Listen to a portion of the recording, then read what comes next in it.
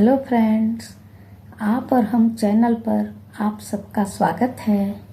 Rituals की कड़ी में अगला रिचुअल है माही चौथ या तिल चौथ। ये पर्व माघ महीने की कृष्ण पक्ष की चतुर्थी तिथि को मनाया जाता है, जो कि अंग्रेजी का जनवरी महीना होता है। इस पर्व के इष्ट देव श्री गणेश जी एवं चौथ माता हैं, जो माता पार्वती का ही स्वरूप है। माता एवं पुत्र स्नेह से भरा है ये पर्व। हर माँ चाहती है कि उसका पुत्र भी गणेश जी की तरह ज्ञान, विद्या एवं बुद्धि से भरा हो और माता पिता का सम्मान करता हो। इसलिए पुत्रों की कुशलता के भाव से माताएं ये पर्व करती हैं। चूंकि इस पर्व के देवता गणेश जी हैं, इस कारण इसे गणेश चौथ भी कहते हैं और तिल का प्रयोग होने से ये तिल चौथ कहलाती है तथा माघ महीने में होने के कारण ये माही चौथ भी कही जाती है। तो चलिए समझते हैं कि इस पर्व में होता क्या है। सुबह नहाने के बाद गणेश जी एवं चौथ माता का मन में ध्यान करके ये निश्चय करें कि आज मुझे व्रत उपवास करना है। इसमें दिन में उपवास रखकर तीसरे पहर यानी आफ्टरनून में गणेश चौथ की पूजा एवं कथा करते हैं। रात में चांद निकलने पर उन्हें अर्घ चढ़ाकर उसके बाद भोजन करते हैं। पूजा की थाली में तिलकुटा, रोली चावल, जल से भरा तांबे का लोटा जिसे हम कलश भी कहते हैं, दूब, फूल एवं कुछ नगद पैसे रखते हैं। आप सोच रहे होंगे कि ये तिलकुटा क्या है। तो ये तिल और गुड़ को मिक्सी में एक बार चलाकर बनाया हुआ मिक्सचर है। जब पूजा करने बैठे तो सुहागने नथ ओढ़ना यानी चुनरी पहनकर बैठें। पहले दिन हाथों में मेहंदी लगवा लें। लकड़ी का एक पाटा ले लें, उसके बीच में रोली से स्वास्तिक बनाएं। 2-4 दाने उस पर चावल डालकर कलश रखें। कलश पर भी स्वास्तिक बनाएं, ऊपर टीका लगाएं। कलश के किनारे पर 13 बिंदी रोली से लगाएं। फूल दूब कलश पर चढ़ाएं। कलश के स्वास्तिक पर तिलकुटा चढ़ाएं। स्वयं एवं बच्चों को टीका लगाएं। हाथ में थोड़ा तिलकुटा लेकर चौथ माता की कथा सुने।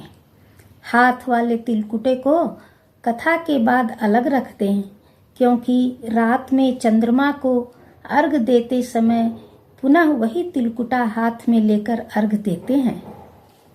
अब हाथ में 2-4 दाने चावल लेकर गणेश जी की कथा सुने।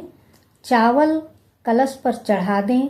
दोनों हाथ जोड़कर चुनरी का पल्लू हाथ में लेकर कलश को प्रणाम करें। एक कटोरी में थोड़ा सा तिलकुटा और नगद लेकर बायना निकालें, जिसके लिए रोली से चिरचें चावल चढ़ाएं और ओढ़ना का पल्लू हाथ में लेकर 7 बार उस पर हाथ फिराएं और प्रणाम करें। फिर उठाकर सासू माँ को देकर उनसे आशीर्वाद लें, उनका पांव छुएं। फ्रेंड्स, मैंने ये राजस्थान की एक कॉमन विधि बताई है। कोई ज़रूरी नहीं है कि पूरे राजस्थान में इसी तरह करते हों। जनरली कोई भी फेस्टिवल या पूजा हर घर में थोड़ा बहुत डिफरेंट तरीके से होती है, तो अपने घर के रिवाज के अनुसार करनी चाहिए। वैसे तिल चौथ मारवाड़ी समाज के अतिरिक्त यूपी, बिहार आदि में भी मनाई जाती है। उनकी भी विधि कुछ अलग है। अब बात करें रात में चांद निकलने पर पूजा कैसे करें। पूजा की थाली में जो अलग रखा हुआ दिन की कथा वाला तिलकुटा है, उसे हाथ में ले लें और कलश के जल से हाथ पर डालते हुए अर्घ दें, जिससे वो तिलकुटा पानी के साथ बह जाए। अब थाली में रखे हुए तिलकुटे से चांद को जिमाएं, यानी उन्हें चांद को अर्पित करें। थोड़ा सा चावल, रोली चावल चढ़ाएं, प्रणाम करें। अब अपना व्रत खोलें, यानी भोजन करें। तो दोस्तों, ये हुई माही चौथ की पूजा। दोस्तों, पुत्र की कामना से भी ये व्रत किया जाता है और पुत्र प्राप्ति के बाद अथवा पुत्र के विवाह पर थोड़ी विशेष पूजा होती है, जिसे हम जाए ब्याए का उजमन कहते हैं। अर्थात खुशी के अवसर पर माता का ऊंचा मान या विशेष मान करना होता है। उजमन या ऊंचा मान की विधि इस प्रकार है। पूजा कथा के समय बायना के अतिरिक्त एक अलग प्लेट में 13 जगह थोड़ा थोड़ा तिलकुटा रखें। उन सब पर नगद रखें। ऊपर से एक साड़ी, ब्लाउज और नगद रखें। बायना की तरह ही उसे भी रोली चावल से चिरच कर 7 बार ओढ़ने के पल्लू के साथ हाथ फिराएं और सासू माँ को देकर धोक लगाएं। वो तिलकुटा आस पड़ोस में दे दिया जाता है। एक बात इस सबसे अलग है जो मैं कहना चाहती हूँ।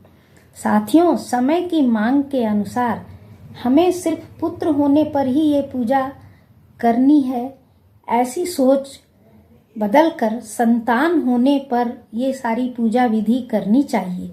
ये मेरा मानना है। आपकी क्या राय है? अपनी राय कमेंट बॉक्स में अवश्य डालें।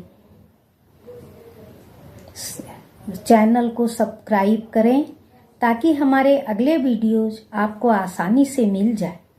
प्लीज लाइक और शेयर अवश्य करें। हाँ, एक बात और, यदि आप चौथ माता एवं गणेश जी की कथा भी सुनना चाहें तो कमेंट बॉक्स में लिखें। मैं प्रयास करूंगी आपको सुनाने का। धन्यवाद। जय श्री राम।